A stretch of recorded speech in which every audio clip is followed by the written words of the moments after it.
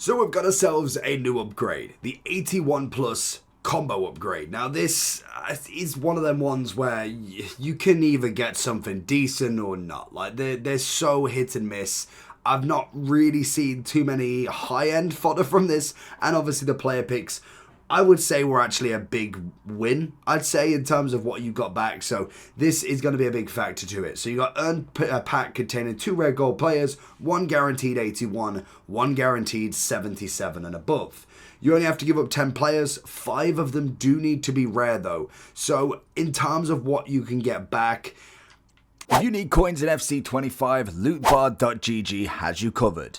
They are the cheapest trading platform on the game, 8 to 10% cheaper than any others, 8% off if you use the code JT11 at the end at checkout, plus you get 5% extra on coins. With the fastest delivery system going, used by many FC25 creators such as Zorky, Manny Plus, and even pro owners. So if you need any coins, head over to lootbar.gg, make sure JT11's in the promo code, and hopefully you enjoy. It's manageable. Like, I think in terms of the upgrade itself, 10 players, 5 of them rare, it's not necessarily the worst, but I must admit, you definitely could get better. Like, it's one of them ones that I think if you're really, really high end on fodder and you kind of just want to do some upgrades, then obviously they're there to do them, but I wouldn't necessarily say put every egg in your basket into this upgrade, in my opinion. But we're going to go over the ways that you can complete this for as minimum cost, sometimes making a profit back from it, depending on how you're doing it and how many you truly want to do. So we've obviously got to do one first to see. It's not going to be a walkout for that. Could have been Griezmann then. We've got Cam and Portuguese. It's going to be 82 and 83. So, I mean, not necessarily the worst in the world, to be fair. They definitely could be worse. So let's do 2 more and then kind of go through, because I can speak about the different ways that you can do these.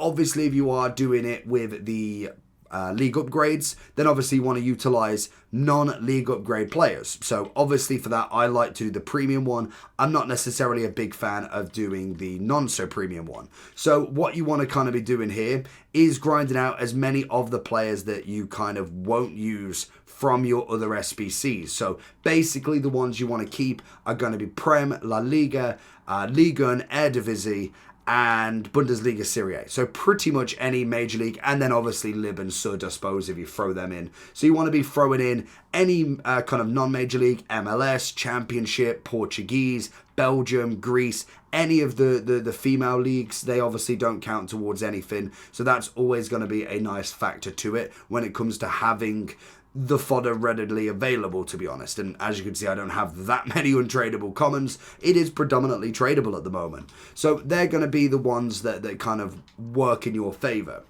Now that's obviously if you're doing the League SBC at the same time, which to be honest, for me, is going to be the best way to grind this out, to be honest. I don't think there's really many other ways that you could do it for very little cost on this. Because realistically, if you're buying the cards, I don't think that's personally worth it. I would always recommend grinding this rather than spending the coins on it.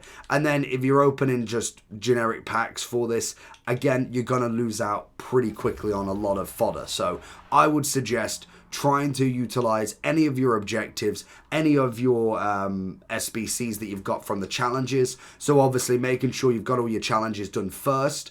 We've got the FC Pro Live, the very first one done today. So that's leagues minimum 5, 80 rated at a minimum. So you want to be making sure that you've got that done, all of your marquee matchups done, and then obviously these 3 as well. So that's going to be a kind of number 1 on your bucket list. That will get you a lot of tradable stuff, so I would always recommend putting tradable stuff in. And then we still have the Centurion's crafting upgrade for another 2 days as well. This is going to be fantastic for all of your low rated commons if you've not necessarily got all of the rares, because obviously with this you don't have to put any rares in, but you do get free rares back, which is absolutely fantastic for the combo upgrade. So obviously you can just go ahead and put all of these in, for instance. We'll just go and whack them in. Obviously that wouldn't be the greatest way with the League SBC, but this is just a personal show and example rather than necessarily going for the League SBC as well. But okay, I do think that obviously with the Centurion's crafting, you do get the benefit that you do get objectives from it as well, which is always nice. So as you can see right there, all 3 of them would go straight back into a crafting. And obviously with the Centurions, you want to try and use as many commons as possible, because obviously then you don't have to necessarily go and try and find more. So all 3 of them could then go back into this combo upgrade, and we could grind them out nice and easily. So that is going to be kind of just generically how you'd want to do it. So obviously 2, and then you've always just got to count out how many you've got. So you've got 3, 4, and 5. Then obviously you want the rares to finish them off. We're going to get another one, and then we've got another, and then we should find one more on the next page. Yes, perfect. So we're going to go with him, and there we go. That's another one done. Nice and easy. So grinding them out is pretty simple. It is just building the fodder back up. Now, this is going to be before Black Friday, the Thunderstruck event, so I would suggest not necessarily fretting too much with this one. I think we're going to get a lot of upgrades, a lot of special packs. We do get an 85, which is quite nice. So if you're not necessarily in a position where your fodder is absolutely crazy, I would just teeter across this and do little bits at a time. I wouldn't necessarily go all out, as I don't think it's necessarily worth it massively in my opinion. So the way I would kind of do this at an unlimited scale, or at least trying to do it unlimitedly, is by doing the league upgrades. So this is just a standard practice that we do every time. Obviously the Lib and Sud, that one's a little bit harder to do. You obviously need 1 player per team. As you go into the golds, it does become a little bit more difficult, because obviously when you do go into the Lib and the Sud, they are normally from the same team. So Lib, for instance, obviously Acuna is going to be the perfect one from River Plate, and then it depends on who else you've got. There is a few more that you can get, but they do hit a pretty hefty value, to be honest. So I would suggest always trying to get a lot of them packed if you can. As you see, we've got 3 different teams there, which is perfect. Or even at least having a solid amount of like 71 and above on the silvers, just so you know that you can grind it out pretty easily. So you can see we've got a couple of 70s there. We might be able to do it again, but I would suggest trying to have at least half a squad of golds, and then you can grind the League SBC out. The way that you get a lot of the silvers as well, from personal experience, is by doing the bronze upgrade. It's really the only way that you're going to be doing it at the moment. You could try your hand in silver pack method, which is obviously like the bronze pack method, where you open up the bronzes and you just kind of keep what you need. So for instance, if we was to do it on the preview pack that we've got, sometimes you will get a Lib and a Sud, and it almost outweighs paying for the pack. So for instance, if we've got a Bundesliga, we know we want to try and sell as much as possible here. And obviously we do have some managers that can go for some value as well, but sometimes the kits can go for a few thousand. So if, for instance, I was to buy this pack, just an example, we've paid 375 for it. We know none of these are going for anything. So we've already gained 800 from the consumables. Manager-wise, I mean, he'd go for a couple of hundred, so we'd probably get about 400 from him. So we've gained 1.2. We know these players are probably going to be worth not next to nothing, so there's like a 1.5. We'll go you like that, and then we'll go, I think, did I see a 400 already? Yeah, I saw a 400. So we'll go 350 for him. So we've made roughly like 2k back, give or take. So we've only lost the 1.5. But if we was to go and do this again, you will find eventually you will get a kit that goes for 5k. There might be a Lib or Sud player that does go for some value. And then obviously all the other leagues as well that sometimes does have a bit of value in it. So you could try your hand in that. But personally for me, I always like the bronze pack method. So this kit, no, it's 200. We got anything here? Probably 300 at max. And then you probably won't go for anything there. What about this kit?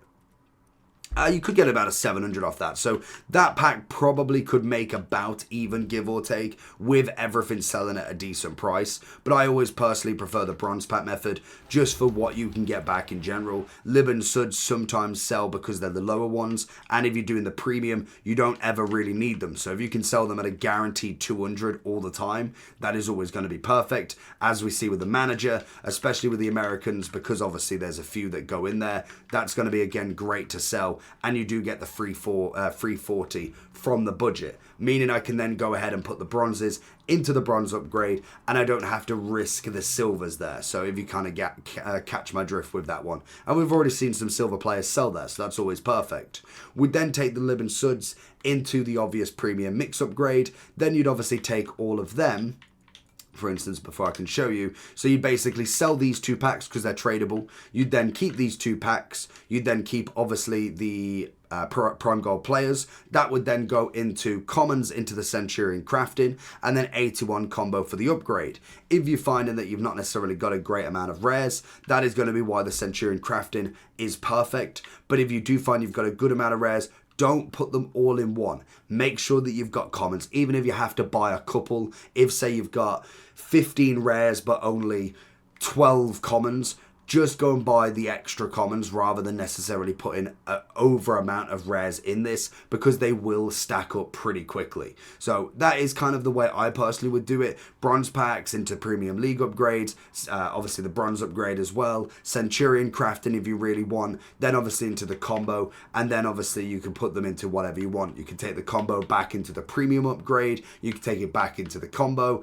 and it just keeps cycling around. It's a very simple system. Let me know if you are still grinding them out, or are you waiting for Black Friday now? The Thunderstruck is coming very soon. Peace.